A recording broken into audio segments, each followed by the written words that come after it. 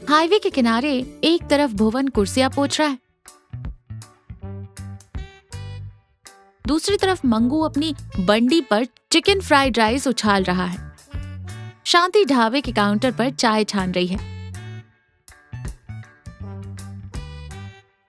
मंगू जोर से चिल्लाते हुए कहता है, अरे ओ हाईवे के मुसाफिरों, गाड़ियां रोको और मंगू के हाथ का चिकन फ्राइड राइस खाओ। एक बार खाओगे तो तुम्हारी गाड़ी रॉकेट बन जाएगी। भुवन चिढ़ते हुए कहता है, ओए रॉकेट के पायलट, जरा आवाज कम कर। ये सुकून ढाबा है, यहाँ लोग शांति से बैठकर गर्मा गर्म देसी मुर्गी और रोटी खाने आते हैं, तेरी तरह खड़े खड़े निगलने नहीं। मंगू हंसते हुए कहता है, अरे भुवन भैया, आजकल जमाना 2 मिनट का है। जब तक आपकी देसी मुर्गी गलेगी तब तक मेरा कस्टमर चिकन फ्राइड राइस खाकर अगले टोल प्लाजा तक पहुंच जाएगा। शांति 2 कप चाय लाते हुए कहती है, तुम दोनों की ये मुर्गे वाली लड़ाइयां खत्म होने का नाम ही नहीं लेती। चलो चाय पी लो।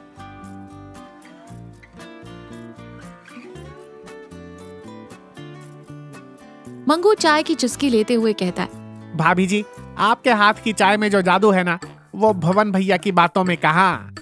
तभी हाईवे पर एक सफेद रंग की कार अचानक ब्रेक मारकर रुकती है। कार में से कविता बाहर आती है। वो बहुत परेशान और घबराई हुई लग रही है। कविता तेज कदमों से ढाबे के अंदर आती है। वो फोन पर किसी से बहस कर रही है। अरे ऐसे कैसे नहीं मिल रहा? मैंने कल दोपहर को उसी रास्ते से कार निकाली थी, प्लीज एक बार और चेक कीजिए। और फिर फोन काटकर सिर पकड़कर कुर्सी पर बैठ जाती है। मंगू अपनी बंडी छोड़कर ढाबे में आता है। क्या हुआ मैडम जी, कार का टायर पंक्चर हो गया क्या? आप टेंशन मत लीजिए, गर्मा गर्म चिकन फ्राइड राइस खाइए, आपके दिमाग का इंजन ठंडा हो जाएगा।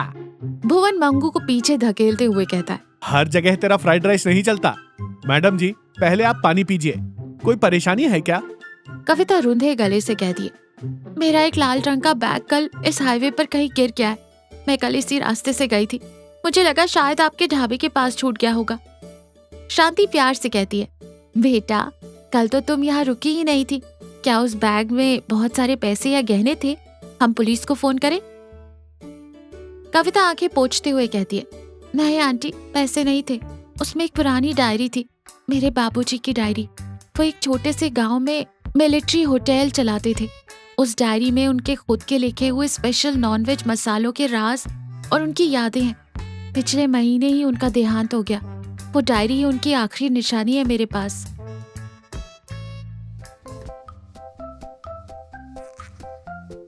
ढाबे में एकदम सन्नाटा छा जाता है। मंगू और भुवन के चेहरे की हंसी गायब हो जाती है।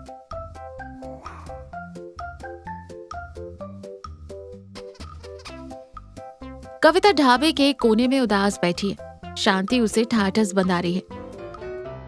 बाहर मंगू और भुवन बातें कर रहे हैं। मंगू सीरियस होकर कहता है, भुवन भैया, मैडम की हालत देखी नहीं जा रही। पैसे गए तो वापस आ सकते हैं, लेकिन यादें चली जाएं तो इंसान अंदर से खाली हो जाता है। सही कह रहा है मंगू। कल मैडम बता रही थी कि टायर में कुछ फंसने की वजह से उन्होंने माइलस्टोन 45 के पास कार रोकी थी। शायद बैग वहीं कहीं गिरा होगा। तो सोच क्या रहे हो?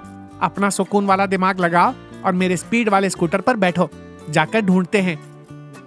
मंगू अपना पुराना स्कूटर स्टार्ट करता है। भुर भुर की आवाज आती है। भुवन पीछे बैठता है। शांति पीछे से आवाज लगाते हुए कहती है, ध्यान से जाना और दोनों खाली हाथ वापस मत आना, बता रही हूँ।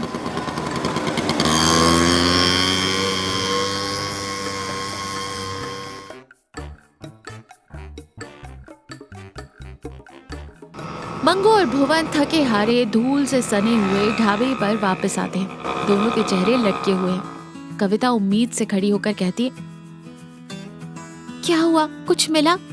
भुवन निराशा से कहता है, माफ कीजिएगा मैडम जी, हम उस माइलस्टोन तक गए, आसपास की झाड़ियों में भी देखा, लेकिन बैग कहीं नहीं दिखा। कविता पूरी तरह टूट जाती है और कुर्सी पर धम्म से बैठ जाती है और रोते हुए कहती है, सब खत्म हो गया। इस मॉडर्न भागदौड़ और मीटिंग्स के चक्कर में मैं इतनी अंधी हो गई कि पानी पीने के लिए मैंने वो बैग कार की छत पर रखा और उसे उठाए बिना ही कार ड्राइव कर दी। मैं कितनी लापरवाह हूँ। मंगू अचानक कुछ सोचते हुए कहता है, एक मिनट, कार की छत पर रखा था? मैडम जी, माइलस्टोन 45 के ठीक 2 किलोमीटर बाद हाईवे का नया टोल प्लाजा आता है ना? भुवन हैरानी से कहता है, तो अरे भुवन भैया, थोड़ा दिमाग चलाओ।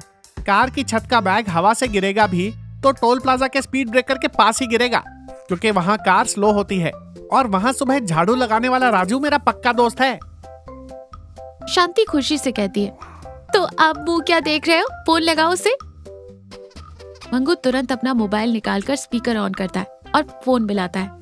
हेलो राजू, अरे भाई, कल सुबह टोल प्लाजा के पास कोई लाल रंग का लेडीज बैग मिला क्या तुझे?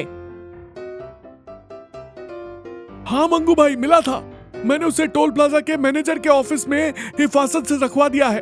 उसमें कोई पुरानी किताब जैसी थी, तो मुझे लगा कोई ढूंढते हुए आएगा। ये सुनते ही कविता के चेहरे पर जो खुशी आती है उसे शब्दों में बताया नहीं जा सकता। शांति मुस्कुराते हुए कविता के सिर पर हाथ फेरती है।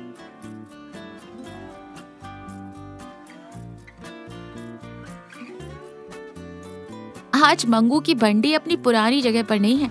वो खिसक कर बिल्कुल सुकून ढाबे से जुड़ गई है, जैसे दोनों एक ही दुकान हो। कविता अपना लाल बैग सीने से लगाए खड़ी है। आज वो बहुत शांत दिख रही है। उसके चेहरे पर कोई कॉर्पोरेट स्ट्रेस नहीं है। वो हाथ जोड़कर कहती है, भुवन जी, मंगू जी, आपने मेरे लिए जो किया उसकी कोई कीमत नहीं है। अपनी इस भागती हुई जिंदगी में मुझे आज समझ आया कि असली सुकून अपनों के साथ रहने और दूसरों की मदद करने में है। भुवन मुस्कुराते हुए कहता है, अरे मैडम जी, इसमें शुक्रिया कैसा। ये हाईवे है, यहाँ से रोज हजारों गाड़ियाँ बहुत स्पीड से गुजरती हैं, लेकिन असली मुसाफिर वही है जो किसी की परेशानी देखकर अपनी स्पीड कम करे और उसकी मदद करे। एकदम 100% सही बात कही भैया। और मैडम जी, आज से मेरी स्पीड और भुवन भैया का सुकून दोनों मिलकर काम करेंगे। जिसको बहुत जल्दी है वो मेरा चिकन फ्राइड राइस खाएगा, और जिसके पास वक्त है वो भैया के हाथ की बनी देसी मुर्गी खाएगा। शांति मिट्टी के कुल्हड़ में चाय देते हुए कहती है, लो बेटी, इसी बात पर मेरे हाथ की स्पेशल चाय पियो। कविता चाय पीते हुए एक सुकून भरी मुस्कान के साथ कहती है, दुनिया की सबसे बेहतरीन चाय। और अब से मैं भी सिर्फ भागूंगी नहीं, बल्कि अपने बाबूजी की डायरी से वो रेसिपीज बनाना भी सीखूंगी। तीनों हंस पड़ते हैं। हाईवे पर गाड़ियों का शोर धीमा होता है और इसी के साथ ये कहानी यहीं खत्म होती है।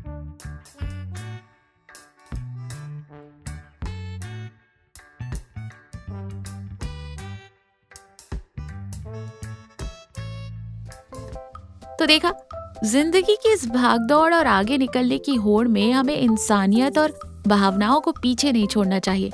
दूसरों की मदद करना और मिलजुल कर रहने में ही असली सफलता और सुकून है।